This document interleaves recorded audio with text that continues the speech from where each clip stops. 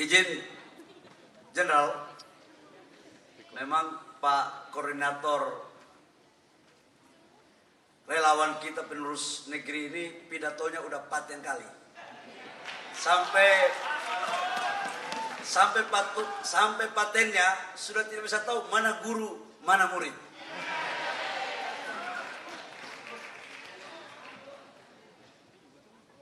Assalamualaikum warahmatullahi wabarakatuh. Shalom, Om Swastiastu, Namo Buddhaya, salam kebajikan. Yang sama-sama kita hormati, kita banggakan, dan kita cintai calon Presiden Republik Indonesia yang insya Allah akan menjadi Presiden Republik Indonesia masa bakti 2024-2029, yaitu Bapak Prabowo Subianto.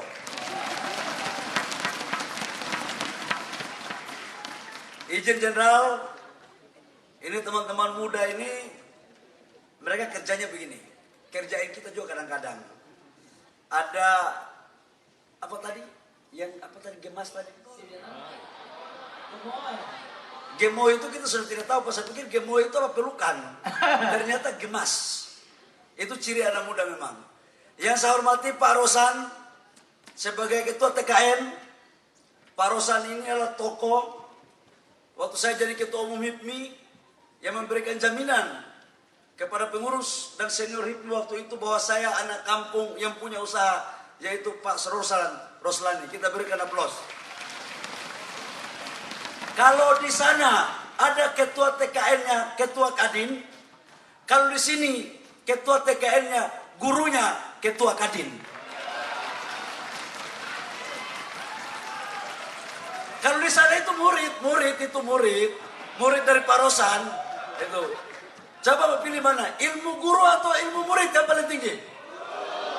Sudah, kalau sudah ilmu guru, carilah jalan yang benar untuk menuju kepada pulau yang kita tuju bersama, yaitu kemenangan Pilpres 2024. Para senior, Pak Safri, Pak Iwan Bule yang saya hormati, ini waktu saya jadi Ketua Umum HIPMI, Pak, Munasnya di Bandung, Kapoldanya Pak Iwan Bule. Kita buat deadlock, Pak. Kalau nggak deadlock, kalah juga barang itu kira-kira. Pak Dana sebagai koordinator dari penerus negeri yang luar biasa, yang saya hormati. Teman-teman semua dari pengurus anak negeri, dari pusat, dari daerah, dari luar negeri, adik-adik saya, mantan-mantan ketua OSIS, atau sekarang ketua OSIS, pengurus PEM, pengurus OKP, yang saya cintai dan saya banggakan. I love you untuk kalian semua.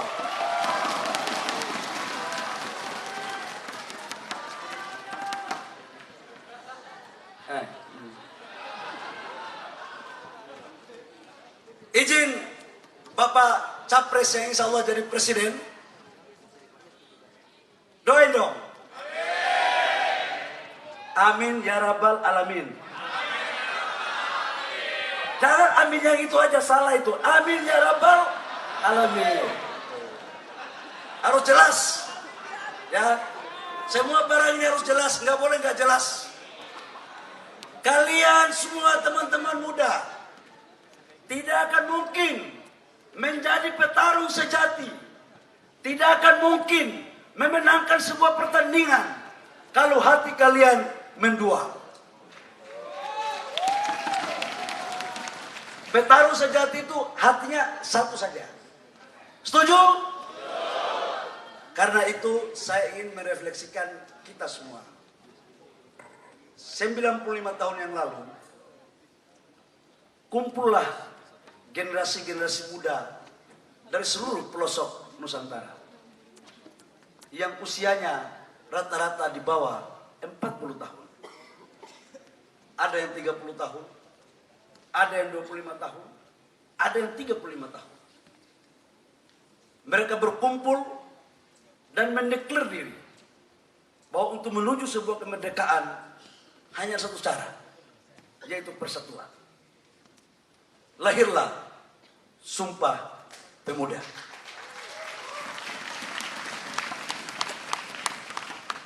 teman-teman semua, Sumpah Pemuda dalam sejarah peradaban bangsa kita sebagai cikal bakal lahirnya kemerdekaan bangsa kita. Dan generasi muda itu bukan hanya anak-anak kota, tapi anak-anak kampung. Anak-anak yang juga sekolahnya kadang-kadang tidak terlalu bagus juga. Tapi mereka bersatu memikirkan nasib kemerdekaan bangsa ini. Tahun 45, ketika kita merebut kemerdekaan, yang menculik Bung Karno untuk memperkalikan kemerdekaan adalah juga generasi di bawah 40 tahun. Bung Karno jadi presiden pertama. Banyak menterinya juga yang di bawah 40 tahun. Bahkan Perdana Menteri kita, Bung Sahrir, usianya 36 tahun. Almarhum ayahanda dari calon presiden kita, Pak Prabowo Subianto, usianya 33 tahun menjadi Menteri Keuangan.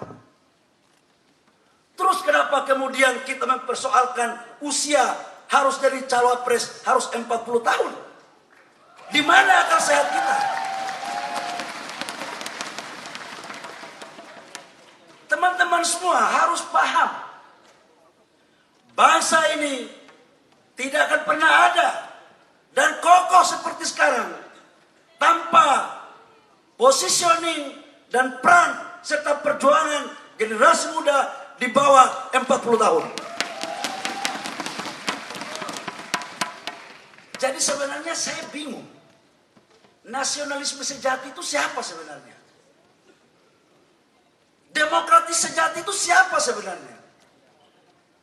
Di saat bersamaan kita berpikir tentang asas sebuah demokrasi, tapi di saat yang lain juga kita menutup ruang-ruang demokrasi untuk anak-anak muda mengambil bagian dalam kepemimpinan nasional.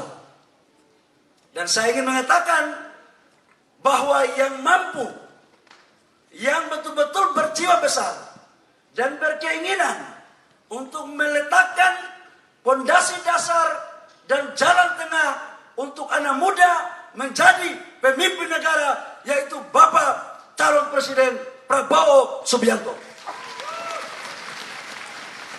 Saya mau tanya sama kalian, mana ada capres-capres yang lain memberikan porsi untuk anak muda jadi cawapres? Ada nggak? Ada nggak?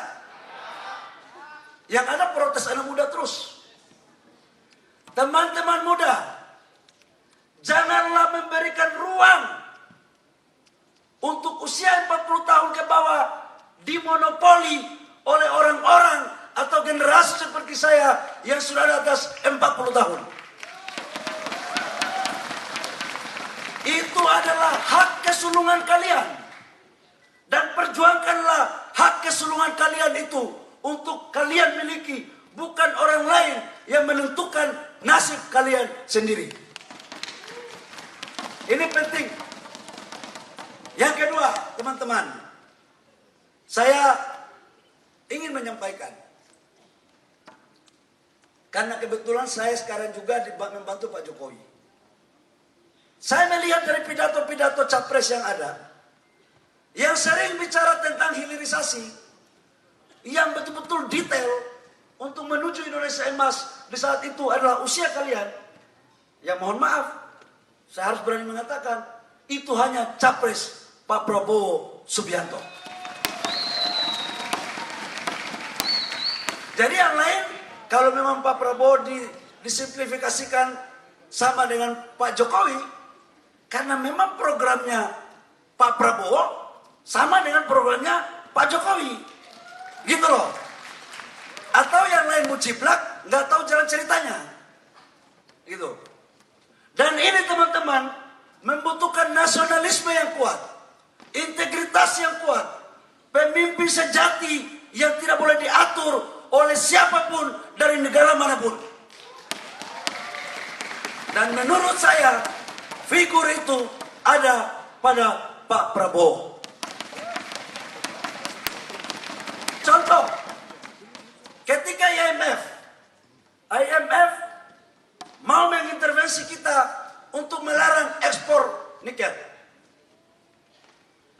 presidennya lemah, sudah lewat barang itu.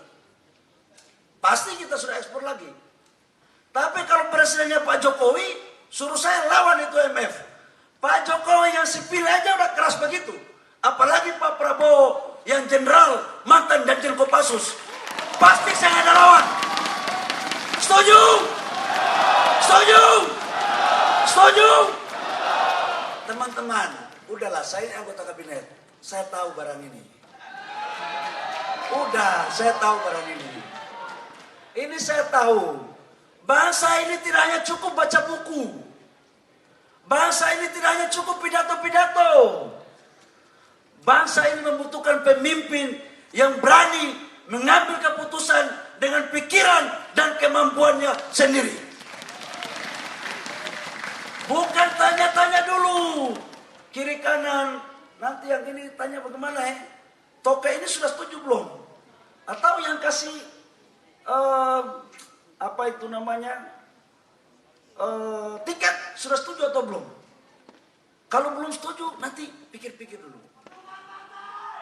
Saya bilang begini, bangsa ini harus dipimpin oleh figur yang kuat, yang mau mengorbankan jiwa raganya untuk kesejahteraan rakyat bangsa Indonesia. Dan itu ada dan terletak pada Bapak Prabowo Subianto. Teman-teman semua, sebelum saya mengakhiri, saya mau tanya, apakah betul-betul kita ini semua sudah siap untuk memperjuangkan dalam mencapai kemenangan Pak Prabowo Gibran? Saya mengulangi, Prabowo Gibran. Tidak kompak. Saya ulangi. Ini kamu jangan tipu kakak. Saya ini dulu ketua BEM, tukang olah juga. Ya, olah-olah itu kakak punya ilmu. Saya ulangi, Prabowo Gibran. Coba di sebelah sini. Yang ini stop. Prabowo Gibran. Tengah. Prabowo Gibran. Sebelah sini. Prabowo Gibran. Sebelah sini. Prabowo Gibran. Semua Prabowo Gibran. Jenderal, kalau sudah begini mau apa lagi? Bung Karno mengatakan, berikan aku 10 pemuda, maka aku guncangkan dunia. Baru 1 pemuda yang dari Solo datang, sudah pusing yang lain.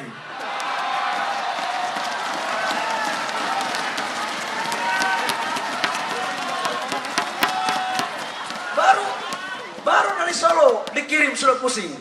Apalagi kalau saya kirim dari Papua, dari Maluku, dari Sulawesi, dari Kalimantan, dari Sumatera, dari NTT, dari NTB. Mungkin yang lain pikir, bagaimana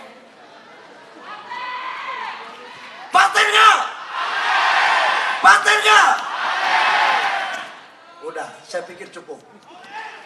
Pak Jenderal Prabowo ini ahli strategi. Tidak perlu ragukan kemampuan militernya. Diplomasi luar negeri. Pengusaha juga. Politisi juga. Jadi mau cari seperti apa lagi? Sudah kaya, nggak lagi mikir diri sendiri. Ya, saya aja sering minta duitnya gitu. Cuma kalau kasih banyak kita ambil juga gitu kan. Tapi kalau kita masih mencari-cari mikir perut, bagaimana mau pikir rakyat, bos? Nggak bisa, bos. Pemimpin itu harus sudah selesai dengan dirinya sendiri, baru memikirkan rakyat dengan baik. Saya pikir hanya itu. Terima kasih, Pak Rosan. Saya sudah pidato sedikit begitu kira-kira. Teman-teman, hari ini hari Sabtu. Media jangan bilang Menteri Investasi tidak cuti. Hari ini hari Sabtu. Ya. Ini hari Sabtu. Jadi izin Jenderal, anak-anak muda sudah siap untuk bersama-sama Jenderal dalam kompetisi bertarung menghadapi apapun yang terjadi untuk mencapai satu kata. Harus. Alhamdulillahirabbil alamin. Demikian, terima kasih. Wabillahi taufiq wal hidayah. Wassalamualaikum warahmatullahi wabarakatuh. Namun 2 menit saya minta teman-teman media tulis. Saya baru datang, Jenderal, ada di media bicara tentang 3 periode. Katanya itu atas perintah seseorang. Saya mau sampaikan ya, yang ngomong tentang isu penundaan pemilu itu pertama itu namanya Bahlil Lahadalia. Buka itu di semua media. Dan saya tidak pernah diperintah oleh siapapun. Dan itu adalah ide dalam menanggapi hasil survei Burhanuddin Muhtadi di era pandemi. Kalau ide saya itu bagus, silakan diikuti. Yang penting secara konstitusional. Tapi kalau tidak, ya jangan dikembangkan, jangan dilakukan. Nah sekarang sudah terjadi, udah berlalu. Kok masih ada yang bicara bahwa 3 periode itu dari seseorang? Jadi teman-teman, yang salah itu, kalau ada yang salah tentang isu penundaan pemilu, itu salah saya, Bahlil Lahadalia, bukan salah siapa-siapa. Terima kasih.